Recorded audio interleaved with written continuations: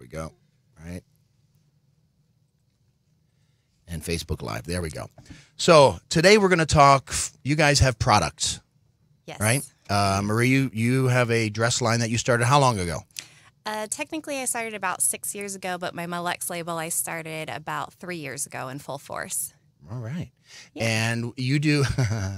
I always joke about your men's stuff. She does this. I do. What are they, boxers? I don't even know what you call them. I do categorize them as underwear because you can't really go swimming in them without getting the holographic print to kind of rub off a lot sooner. But for my Comic-Con crowd, I do some merman themed underwear that is very shiny, and Yes. I can't keep them in stock. So the first time you did that, you had them at, I think it was the Dickens Festival. Yes. And I sold a handful, but then I took them to Salt Lake Comic-Con, or FanX, what it's called now, and I sold out day 2. Yeah, they are something. You'll never see me in them, ever. Why not? I need to lose like 45 pounds and get a tan. So we'll come back to you. And Eric, you have Granogi. Yes. Which is, I'm going to just read this because it's easier to do. Granogi is the world's first outdoor adventure brand tailored for the mindful enthusiast. Yes. So you do all sorts of gear, right? So we're on our way to other gear. So we just stepped into the gear market this year. And we've met on and off in town, but really I saw your stuff at Product Power Up, which is kind of how this kind of started too. And how long have you been doing that? So we have been in business, and this is our 4th year now. We started out doing trips to Havasupai, that we were an official tour company or guide there, which is where we made a lot of connections with the yoga industry, yoga market. A lot of yogis wanted to go down there and do yoga, so we would bring a yoga instructor with us. And we found that there was a need for good gear that was actually designed for a mindful individual. And where does your clientele? How do you sell what you do? So right now we're launching on Kickstarter. So we're on Kickstarter right now, but there are some setbacks to Kickstarter because it's a finite market of people that actually are on Kickstarter.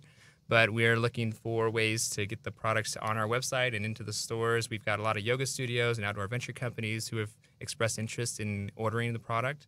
And what I'm referring to is an outdoor adventure yoga mat. So it's our first product. It's I've got one right here. Actually, you can take a look. There we go. Yeah, so we got this outdoor yoga mat. Granogi. And it's amazing because it's different than a normal yoga mat would be. The yoga mats are sometimes heavy, can be cumbersome to hike with or go. And you got to roll it up and stick it in the back of your car. Right. You can't really see. Oh, yeah, actually, you can see that. Look at that. And this, you really just unfold it. On the other side, you can see our logo, and it's got a leaf pattern. It's made for nature. We've taken some yogis out there to Actually, it smells good. Yeah. We've done some yoga on, can you imagine doing yoga on lava rock? I mean, that would just tear any good yoga mat. I don't want to knock yoga, but I can't imagine me doing yoga anywhere. We were just saying, I'm out of breath tying my shoes. So, but they say all you have to do is start, right? Right. I can't see myself in the downward dog anything. So something like this, what does this go for? So that right now on Kickstarter is $45. And did you start your first product on Kickstarter? Yeah, so we launched on Kickstarter, and we're just looking for other ways to bring it to market. So when you do business, for example, like we were doing Havasupai trips, that was our primary source of revenue. Right. We had a minor setback with the tribe. They removed all tour companies this year, so that kind of put What's up with that, everybody? I know. Who do we talk to about this? Tribal Council. We love them, but they've got their issues. So we let it go, and we just said, okay, well, what else can we do? And so we stepped into this market. We had already been preparing for this, and it just became the right time to launch, to go into something new. So yeah, we're still looking for other ways to fund this particular product so that we can get it to market. We have plenty of people who want it. Sure. It's just a matter of it's just getting it out there. It's minimum quantity purchases that you have to go out, and you have to go buy certain amounts of quantity of the product before you can actually bring it overseas to here. So we manufacture in Taiwan at a really amazing facility. So yeah. Very cool. Yeah. And that's interesting. Since you do have a product and it is made outside the United States, how long does it take to get something like that over here? It depends. So for our first order, and I'd imagine you have to have more than 2 made at a time. Right. So our minimum is 1,000 units, which isn't bad. But it's compared to like other companies where it's 5,000, 10,000. That's barely enough to fill a shipping container. So Sure. most likely for this first order, we'll air freight it over. Gotcha. And have it delivered directly to us here in St. And is George. that a little pricier to do that? It's a little bit, but not by much, because a container is $5,000 Wow. to fill a container. So if when we get to that point, then we'll fill a container, and that'll be a lot cheaper. So you have this, you have the mat. What else do you have right now? We have a yoga towel, which I just talked to one of our yogi ambassadors, who he's actually in love with our towel. He says it's the best towel he's ever had for hot yoga, and so that's really cool, because we've been giving those away to our participants who go to have a supai with us as a way for them to stay cool in the heat. Right. And so it's a yoga-sized towel, and so we're actually contemplating, well, maybe we should take the towel and actually put that on our website and have that available for sale, because I think we could earn some money that way. We've already got product on hand. Okay, so now is Bikram yoga the same as hot yoga? No, that's the same thing. It is the same thing. Pretty much the same thing. That's the one I tried. Yeah. I was dating a gal. She took me to yoga. And it was hot in there. Yeah. I was like, open a window. She's like, it's supposed to be hot, you idiot. Yeah, that was a rough day for me. Yeah. Clearly, I don't get to go out very often with things like that with women.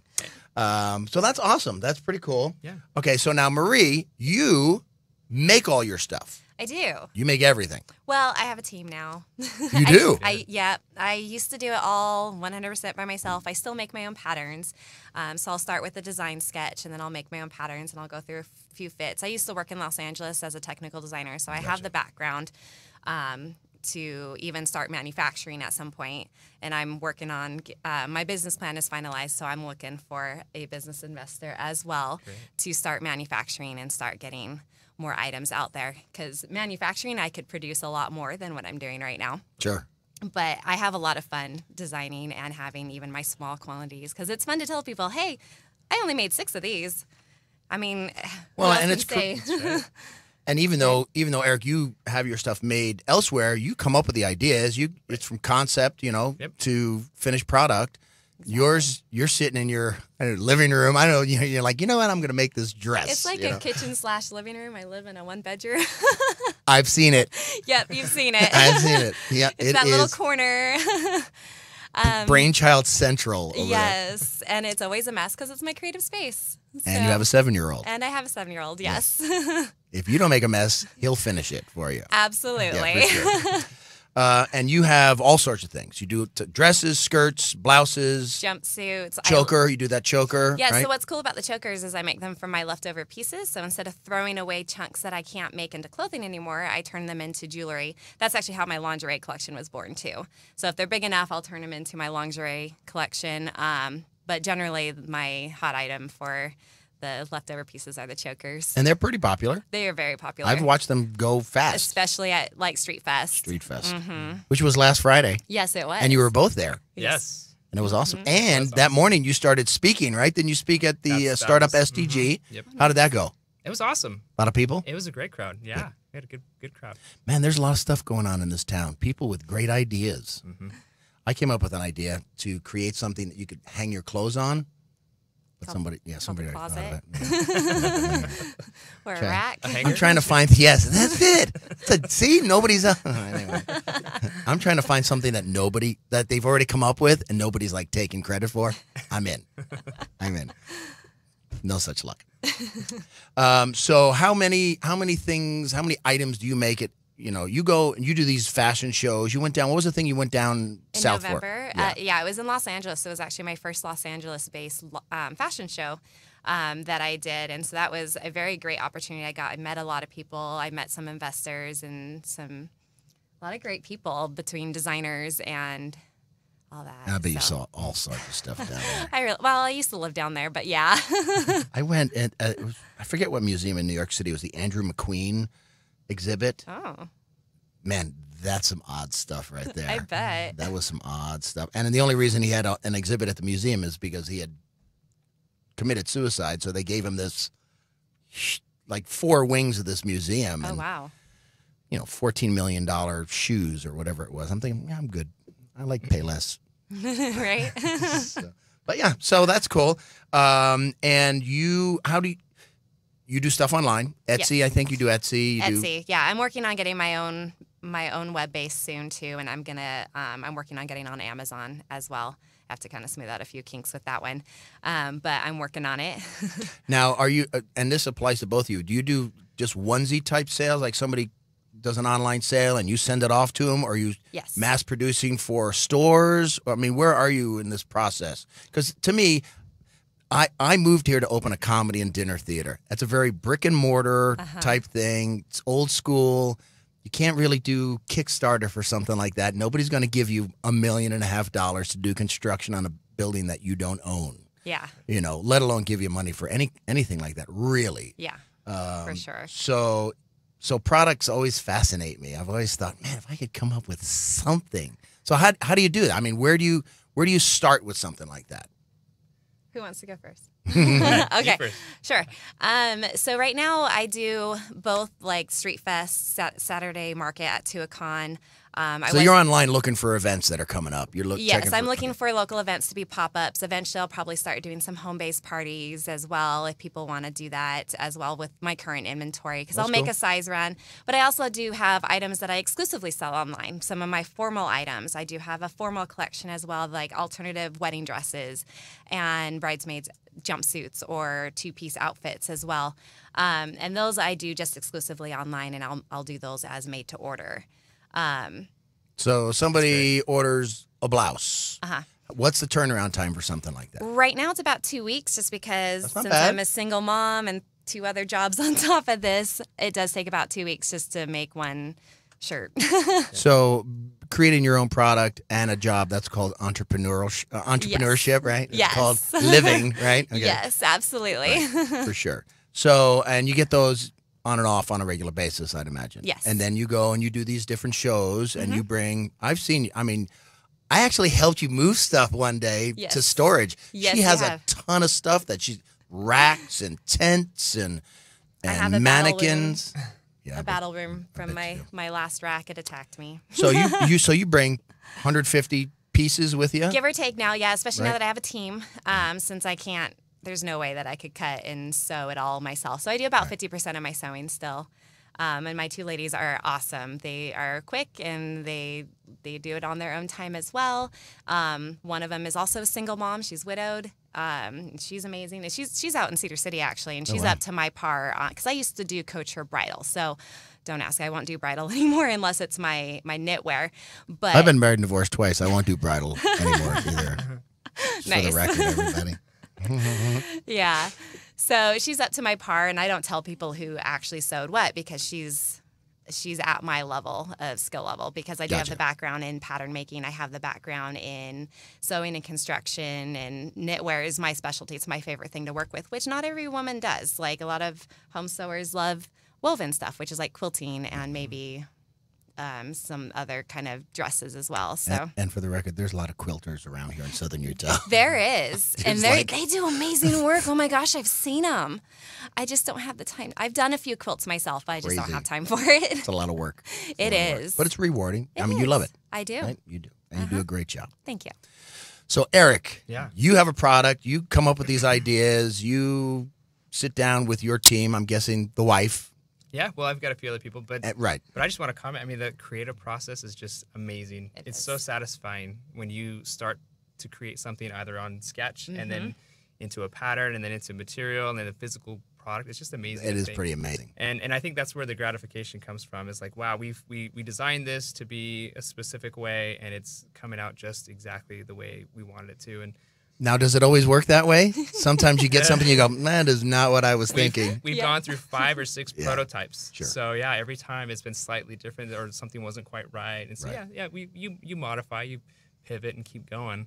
But to answer your question about where we're marketing and what we're looking for, you know, we went to a yoga festival in Pasadena, and it was a yoga expo, and we had this amazing. That's pretty specific. Well, yeah, it's a yoga It is expo. It's pretty just for yoga. Yeah. We had the only booth that actually brought real grass and dirt and rocks. Oh, really? We had it all lined up. That's You awesome. can go to my Instagram and see it, but it's beautiful backgrounds as well, and so people could actually try the mats on the elements. That's pretty cool. And we had the elements at the yoga festival, which was really cool, and nobody else had anything like this. People said we had the best booth, but they weren't offering awards. They should have, but because we would have. It was a really good booth, and you know, so those kind of venues are what we're looking for. Is where the yogis are. I don't do as many of the local festivals just because it's kind of hit and miss. I think the majority of our, this last weekend, it was great. We had lots of people. It was pretty consistent that they came like, oh, well, what are you about? And then they got an idea of what we were about. And then the yogis, the real yogis, they would actually resonate with the brand. And so what we're finding is that people, every brand has its own DNA. And so our DNA speaks to the outdoor loving person and to the yogi person. And when they see something that brings those two worlds together, they get excited. Sure. They get really excited about it. And so then that's what we're doing is we're targeting individuals and through Facebook, through Google AdWords, who love those two elements, and then just let it fall from there. And that's where they're finding us, is through that. So your yogis are your influencers, really. Yeah, really. They're really your spokespeople, and you're the ones that kind of spread the love for you. There's a hashtag for outdoor adventure yoga, and it's not ours. It's somebody else made it, but there's great pictures of people on beaches and mountains and all these elements that we love, and they're doing yoga poses in those elements. Can you gauge where your demographic is? I mean, I think based on what you do, who they are. Yeah. But can you say where they are? That's a good question. There are certain cities where there's a big group of people. Berkeley would probably be one. Boulder, Colorado. Yes, that was my next one. St. George is really an outdoor. Kayenta. Kayenta. You've got the walk out there, the maze. You've got lots. So what we have found here in St. George, there's a lot of yogis here, especially ones who love outdoors. They're kind of hidden away in these all the little. St. George is very deceiving. When you're looking at St. George, you see downtown St. George. But if you look over the next bluff, there's another huge community, and it just keeps going and going and going. So there's people all over, and there are people who love the outdoors and who love connecting with nature and yoga, meditation even. And so that's who we look for is that person. So the type of product that you do you find repeat clients? I mean, do you? That's a good question. I'd imagine you would probably, towels and that sort of stuff. Right. So as far as the brand is concerned, the brand itself speaks to the yogi. So we're building more of a brand than a particular product. Right. Because this is just an outdoor yoga mat, and it's a big deal, but at the same time, it's just one product that we're focusing on. We have a line list of items that we want to produce, and we have an outdoor yoga mat that's full sized. We have a water bottle that's essential oil friendly. So it's really taking those outdoor products that people love that they would normally get from another company and saying, okay, how do we bring mindfulness into this product and make it more aesthetically pleasing, or more usable or user friendly, or more conscious to the environment for our user base. And also branding yourself. And then branding ourselves, Sure. Yeah. So the event side too is also important because like this year, we're running a series. It's called the Utah Yoga Series, and it's in partnership with the state parks. So we have 5 state parks that we've contracted with, and we'll go to that state park on the date that was specified. It'll be up on our website soon, but you go to the state park, you do a little hike, enjoy the nature and the scenery, a yoga session, and then a meditation session afterwards. And it's all sponsored by Granogi, even though there's a small fee and to cover the instructor and the other things. But yeah, so it's something where Granogi can elicit those emotions, those feelings, the excitement to be out in nature and connecting with each other. Yeah. Now, what's your background? How did you decide this is what you wanted to do? So I have to give credit to my wife. I think good answer. I think she really inspired a lot of this. So she's been doing yoga for over 12 years. I'm not exactly the yogi instructor in the family. Sure. She is an instructor and has been doing it. When we first got married, I was an entrepreneur. I was in tech and all those sorts of things, and I was like, excited to have a partner in crime. Right. And I remember going to her and saying, okay, we're gonna knock this out of the park. We're gonna take do this over the together. world. And she quickly put a stop to that. She's like, I don't want anything to do with your businesses. You're on your own. This is fine. I love being married to you, but that's not what I'm passionate about. And so that's fine. I had to respect that. Sure. And so finally, after 12 years or 10 years actually of marriage, I found something that she's passionate about and loves, which is the outdoors and nature and yoga. And something that I'm passionate about, which is building an organization that is going to make a difference in the world. And we came together on the ideas. And so she delivers on a lot of the inspiration and the whys and the heart of the whole thing. And I'm delivering on managing the business and promoting and making it feasible and viable and connecting with other people. Good. That's awesome. Yeah. And it's good to work with your spouse, on stuff, Yeah. Most days. Most days. Most days. I'm sure there's days you're like, wow, man, I should have been a mailman. I'm sure. And Marie, you started because your mom used to sew, right? Is that right? No, not my mother. My grandmother, Your actually. grandma, okay. My mom does know how to sew. But my mom, actually, I asked her to teach me when I was 8 years old, and she said, no, you'll hate it. I think that was reverse psychology on her Right? part. Yeah. And then I had a young women's leader growing up who, she's doing stuff for like celebrities now, but she taught me how, and my dad actually bought me my first sewing machine in high school, and I ended up making a couple of my friends' prom dresses. And then from there, I was like, I'm going to be a fashion designer.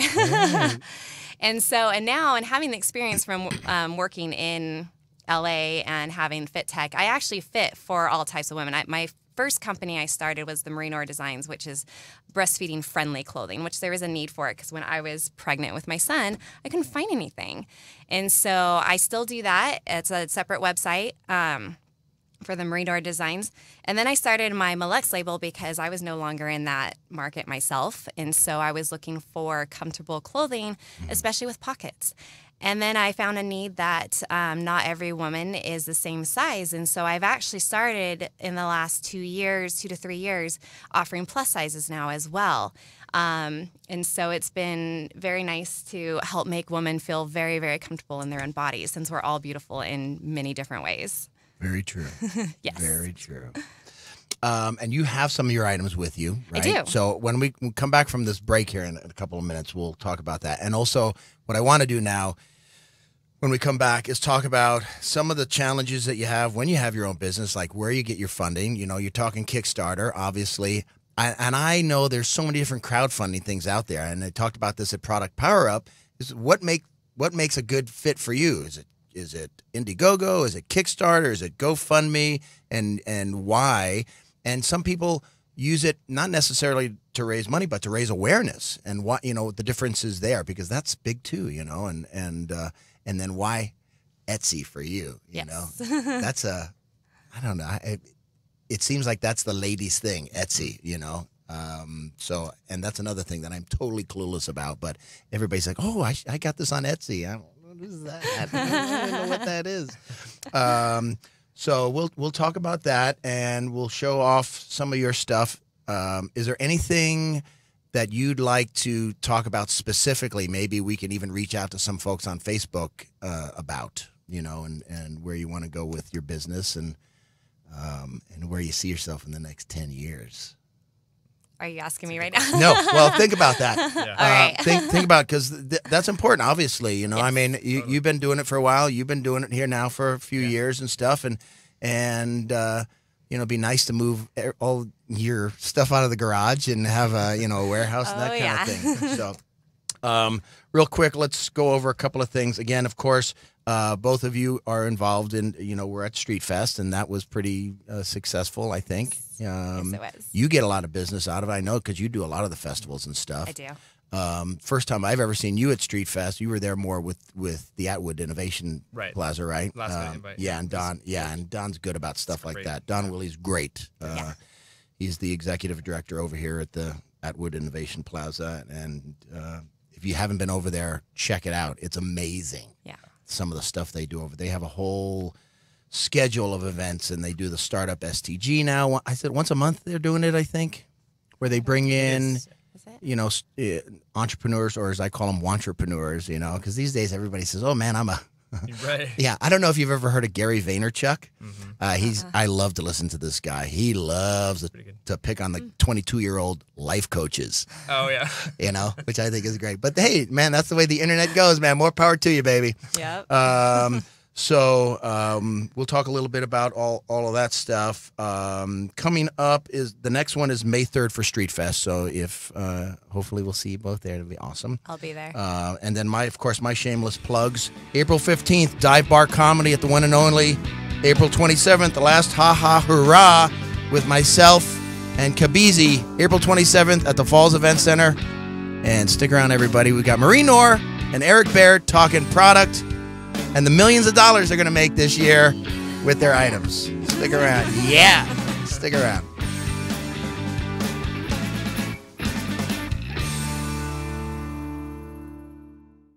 Joseph Alessi is the soloist in the Trombone Concerto by Christopher Rouse, next time on the New York Philharmonic this week.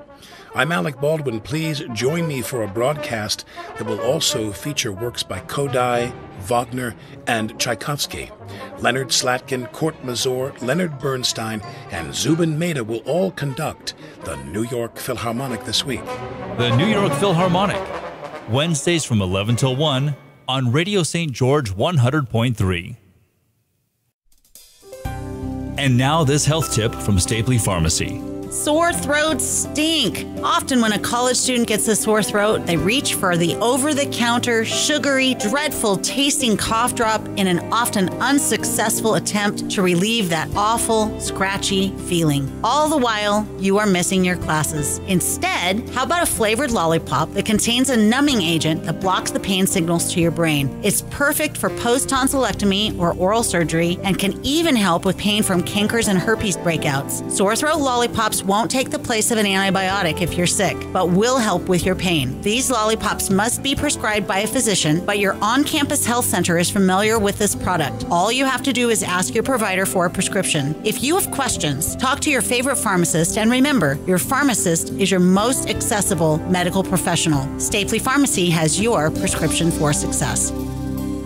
Get your child involved with Brooks Buddies Kids Club today. For only $5, your child will get free admission to all DSU home athletic events, opportunities to meet athletes and coaches, be on the field with the players, and much more. Register online at DixieStateAthletics.com or sign up at the Brooks Buddies Kids Club table on the south side of the stadium at any home football game. Each week, you have an opportunity to learn some spiritual and universal life hacks to understand yourself and your world from a new perspective. Focusing on meditation and intuition, The Extraordinary Talk Show will help you find your own personal extraordinary. Join me, Della, Mondays at 4:30 on Radio St. George, 100.3 FM. Our place on the internet, radiostgeorge.com. We welcome you back to Startup Nation. Here's your host, Ed Tracey. Hello, everybody. We're talking product here. Eric Baird with Granogi and Marie Nohr from Maluxe. Yes. So, where did the name Maluxe come from? So when I started my business, it was Marie Nohr Designs. And then as I developed away from the breastfeeding stuff to my regular clothing line, I decided to take Marie and the word luxury and combine them. And that's where Maluxe comes from.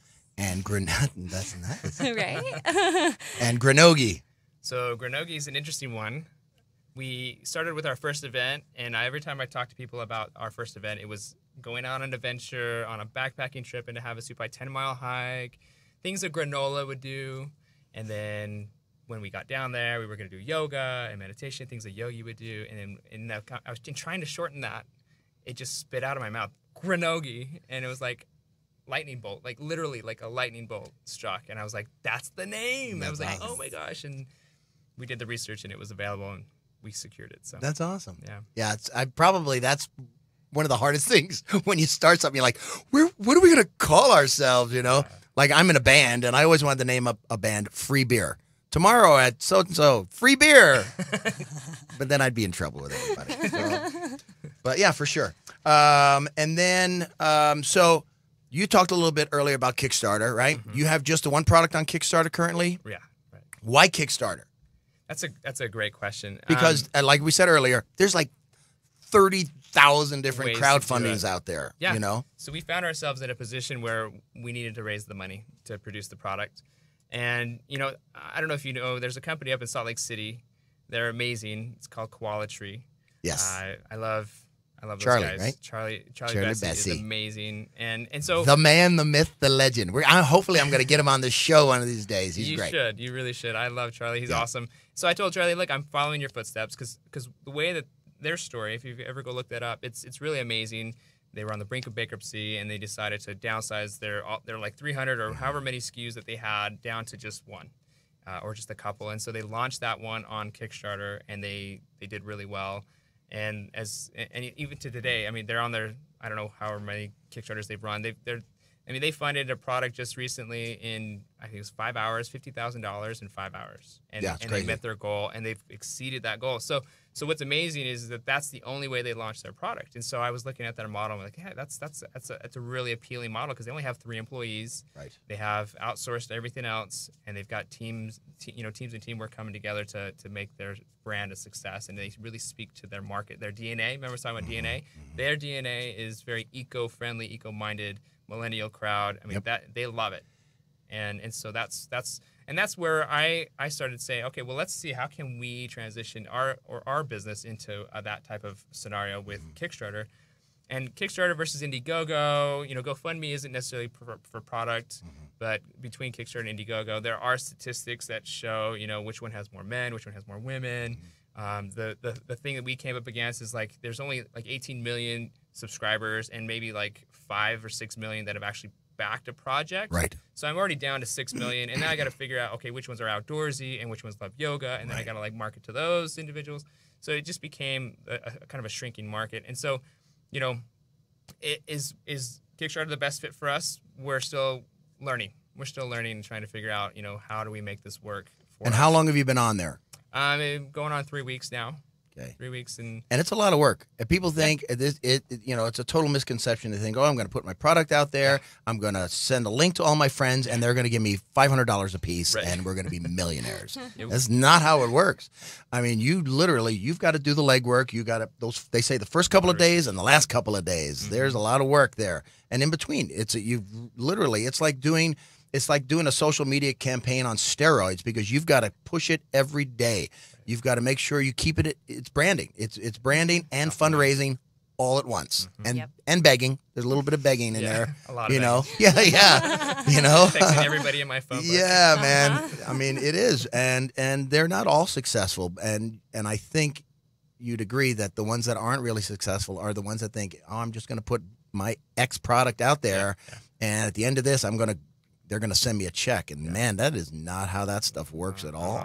There's fees associated with all those platforms as well. And so you have to factor that in. And a lot of times, like there are some massive failures that have occurred through Kickstarter. They got all these people, they knocked their price so low that they couldn't get the product shipped to the United States. And they basically went and had to go get a loan to get the stuff here. Their order, right? And then, so there's people who've gotten themselves into trouble with Kickstarter. So you really have to do the math. You really have to understand, like, what are your costs? What are the markups? All that fun stuff. And you can choose. I forget exactly how it works. Because I've looked at it. When it was first coming around. It's like, oh man, I could get my restaurant funded on this. No, but it was a nice thought though. And I really did a lot of reading. YouTube it like crazy. You can actually pick how long the campaign is really.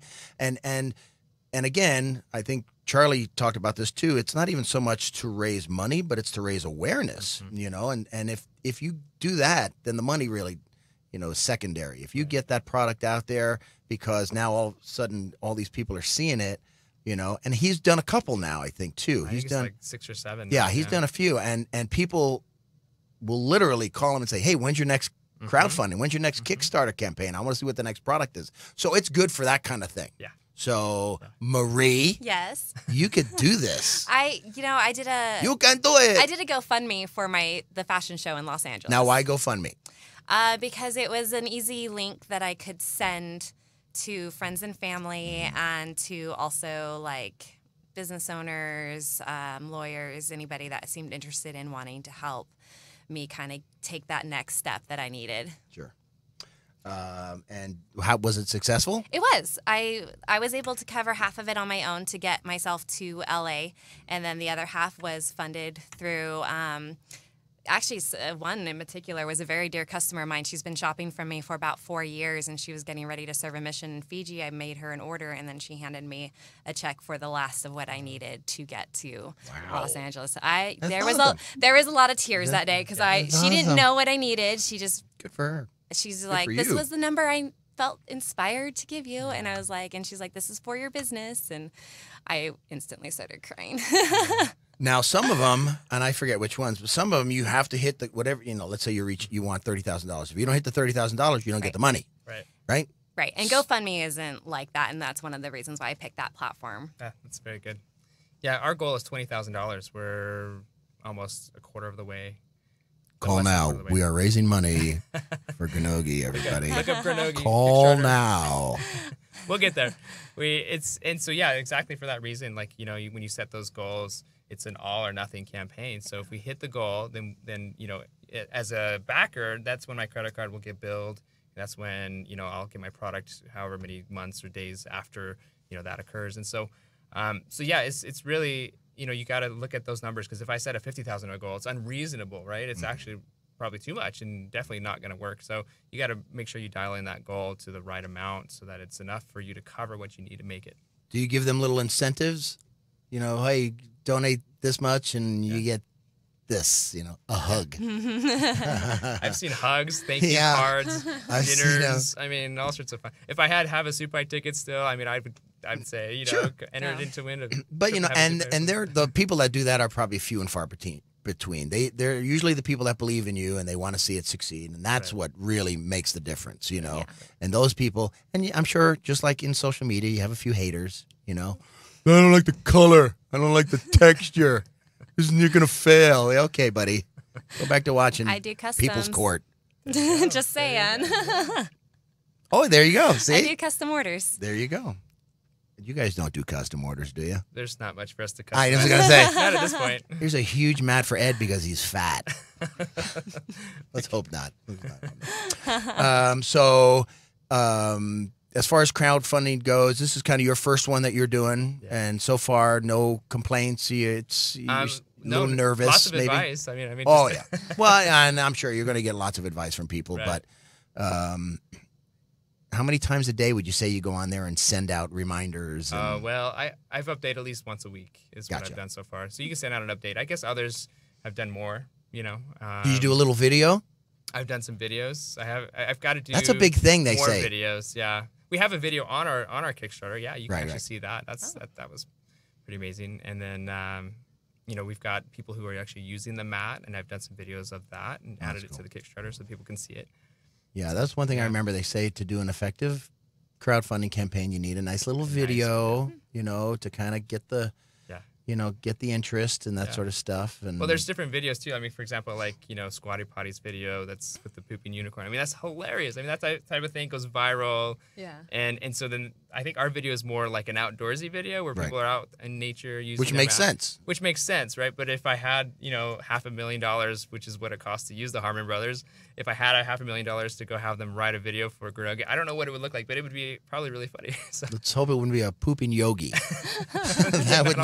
That would not sell a whole lot of mats. I got a feeling. Yeah. The Dookie is the unicorn. That seems to do well for them. More power to you. Yeah. So how long was your little campaign that you did? It was pretty quick. It was really quick because I had found out like pretty much 3 weeks before about it. The woman that ran it had contacted me through LinkedIn. She had found my profile, and she's like, I really, really need you at my show. And actually, I'm getting ready to set up another one so I can get to New York. That's when you should have said, okay, it costs this much. I know, right? Send me a check. I just didn't have time. 2 other jobs. Yeah, I get it. So I'm working on it to figure out what I need to get myself to New York this year, and then maybe next year it'll be Paris. Ooh. That would be awesome. And of course, you need a bodyguard. Yeah, right. I am so there. So what do you do? What do you need to get your business to the next level? Definitely an investor to help me get started on manufacturing. I have the experience behind me to start selling to stores and things like that, and I have contacts in Los Angeles as well. Production managers and things like that. All the people that I used to work with out there, I'm still pretty close friends with. In fact, they still call me up every once in a while to come back to LA, and I kind of like it here, so I'm kind of here. It's not a lot that's going to get me back to LA to deal with that traffic, except once a year to go fabric shopping. And be honest now, because this will put things in perspective. Obviously, it's hard to find investors, right? Yes. Mm-hmm. How much time do you spend on that? Well, I just barely finished my business plan with Don Willie, so I haven't spent a whole lot of time on it at this point in time. But in all honesty, it's been a slow process. I'm starting to reach out to even the lady that did the fashion design show. She's from Florida, and she had her own store out there. So she's a good contact, and she knows lots of people in even New York that are interested in the fact that I'm a single mom with a boy with high functioning autism. And so I'm trying to like navigate around all of that. Yeah, as life well as exactly in the process of all of this. Exactly. And for the record, New Yorkers call it Florida. Florida. I don't even think I'm going to attempt to pronounce that. Florida. It's humid in Florida. That's how we talk. Nice. That's why I came out here, to learn how to speak English. So next step for you is to find an investor, Correct. right? And in hopes to get it into mass production. Yep, mass right? production and be in stores. I could be on other online-based stores. I know that we're seeing a lot of malls, a lot of like the, what is it called? Stores that are closing and malls based. And that's very sad to see. But so that's kind of taking a different direction right now. So a lot of online stuff. Probably. Online stuff. Yeah, absolutely. A lot of friends are buying from friends. I'm not a big believer on MLM companies. I was just going to say that. 'Cause there's a couple of them. Like Paparazzi's Jewelry. And there's one, I forget the name. It's a clothing line. I see them Lola Rowe. Yeah, that's it. I get confused with Lola Rowe all the time. I'm not Lola Rowe because I only make a small handful right now, and I do offer pockets in most of my items as well. But Lola Rowe is a great one. When they first started, they had a lot of house parties and things like that, and then they turned into what they are now, so that they were a very successful company. Gotcha. So I'm not opposed to it. I might run mine a little bit differently. I just haven't worked out all the kinks yet, but it's all kind of written there. I want to focus more on just embracing every woman's body type as well. So that's kind of what my business plan is talking about, and also wanting to celebrate every woman for hardworking, because my hashtag is keep stitching your way forward, because I've been through a lot, and yes, I am working on my dream. And actually that says a lot, because I don't know too many brands that do all sizes. Yeah. Really. Right. I mean, you have Lane Bryant, which is, just bigger plus size. Yeah, yep. plus size. And then you have Torrid. And then you have... And there's a need for more plus size, I've noticed, even with just talking to friends and finding out, because a lot of people right now, when you look at my website, it is me modeling it. Now I have my own story. But you do quite well at it, I might add. Not that I've looked at those photos. Right, but I'm actually this year, in the next couple of months, I found a couple of plus size models that will start appearing on my Etsy shop. So what about men? I'm working on finding some men for the shiny men's underwear. Ed Wooden. Because I have a new. I know. For those of you who Ed Wooden is that's a no. He's a friend of ours. Hey, you know what? He rocked it, and he was getting hit on by so many people. It was so fun. He looks like a retired lumberjack, and so not having a good feeling about that at all. That is somebody's type, by the way. If you say so. All right, so investors. We love you, Ed Wooden. We do love you, Ed, buddy. Go check him out at Home Depot. He's probably wearing those shorts right now at Home Depot. This is my last radio show. I got a feeling. Eric, have you ever gone out for investors at this point? Before we actually had a product, and we were just it was just conceived. We had just drawn out some plans. We had visited with some investors up in Ogden. And, this person was in the MLM industry and had $50,000 checks each month and was wondering what to do with her money. And so, we had presented it to her, and she had taken it to her attorneys, and then the conversation just stalled. She got busy traveling the world with her business, and we just didn't finish the conversation. But we had moved on and continued to produce our, or at least build our prototypes, things like that. We took the time and effort to build a slide deck, so we actually have a slide deck and Gotcha. We've done the industry research, because Granogi as a brand fits in between outdoor adventure and the yoga brands, right? So it's kind of the coming together of the two, and so that's what our slide deck looks like. And so we actually looked at all of the research on how much money or millions of dollars like a North Face company had produced. It's over 300 million. And it's just some of these companies are in the billions. Lululemon, they're $1 billion company. And so that gives you hope, right?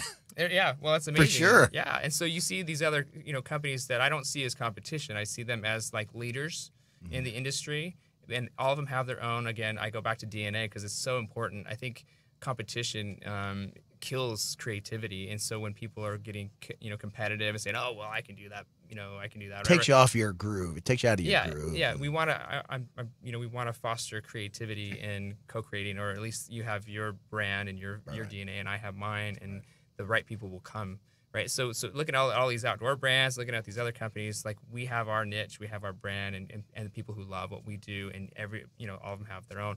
But we did the research, and we put that in a slide deck, and we've got that available to present. We haven't really pursued many investors. I think. What do you want to have happen next? So, for me, it would be awesome to have, the first production run of these mats sell out like crazy. Just boom, they're done, they're gone. And international, because we have laid foundation to go international. Sure. We've already registered our trademark in places like India, in China, in Canada. I got a whole list of other countries. That's awesome. Australia. I mean, we're it's there. We've secured our brand there. So now the seed has been planted that we're going to have a business there that either we license to, and they're going to produce the gear as Granogi for their country, or we'll send a container from our manufacturer to that country and find a housing location and then distribute it from there. So it's really, I think for me, the more fuel you can throw on a fire, kind of speeds things up. Right, and so I can be patient, and I've seen firsthand businesses like Manduka. Have you familiar with Manduka? It's out of Southern California. I remember as a college grad, I was knocking doors for my father's computer company, and I came across Manduka, and they were literally in a 2-car garage-sized warehouse with 5 products on their wall. And 2 desks in the open, and a bunch of other computers and people on the phones, and it really was like a small team of 10.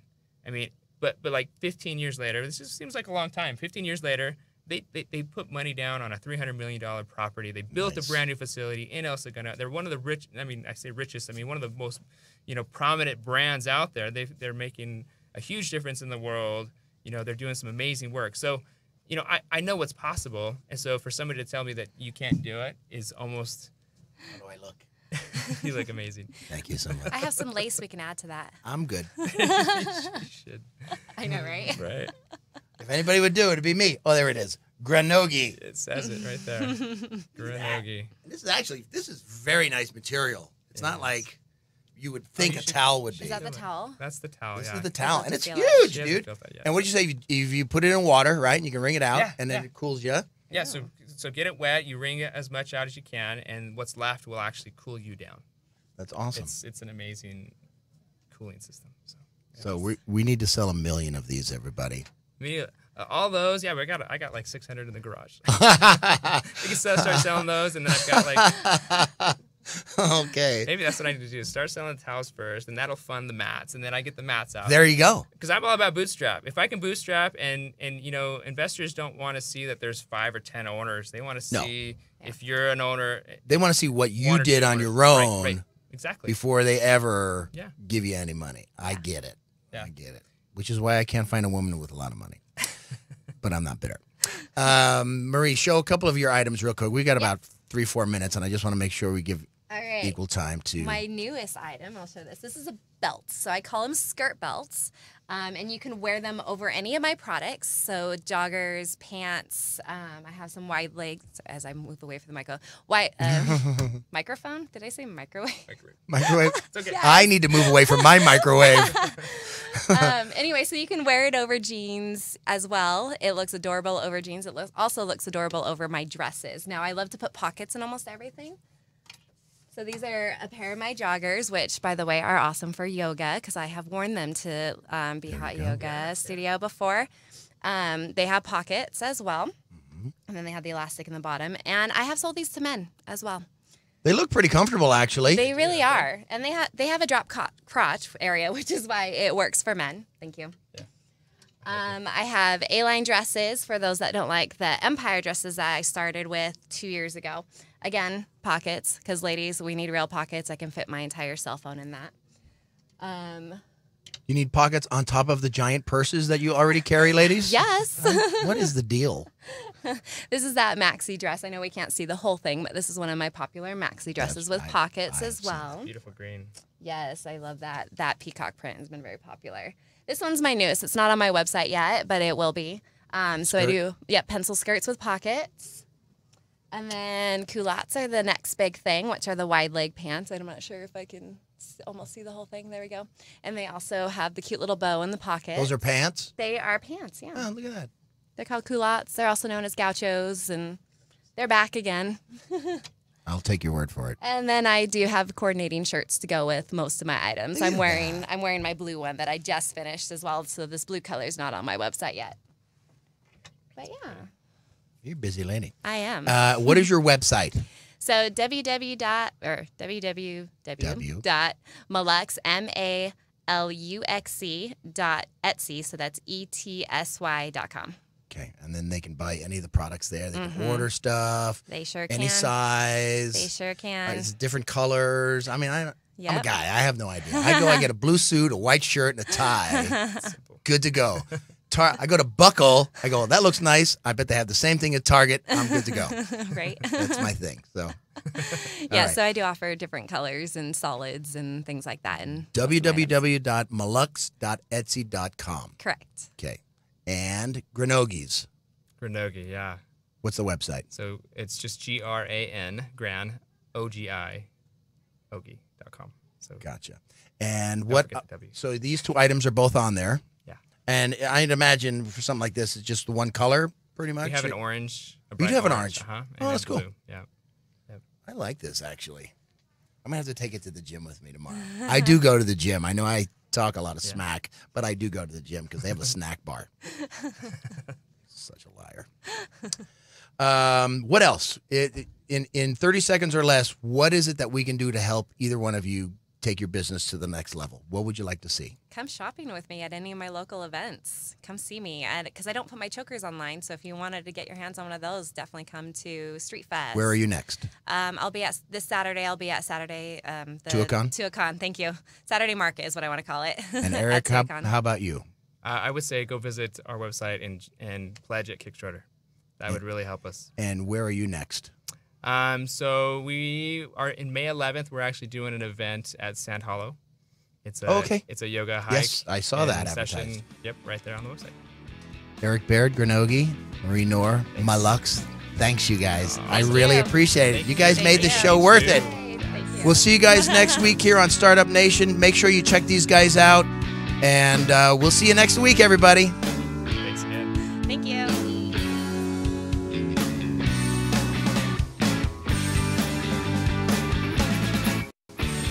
Thanks for listening to Startup Nation with Ed Tracey. For video and/or audio of the show, go to YouTube or Facebook, Podbean or Spotify, and search Radio St. George. Or go to radiostgeorge.com. We invite you back next Tuesday at 3 o'clock for another edition of Startup Nation on Radio St. George 100.3 FM.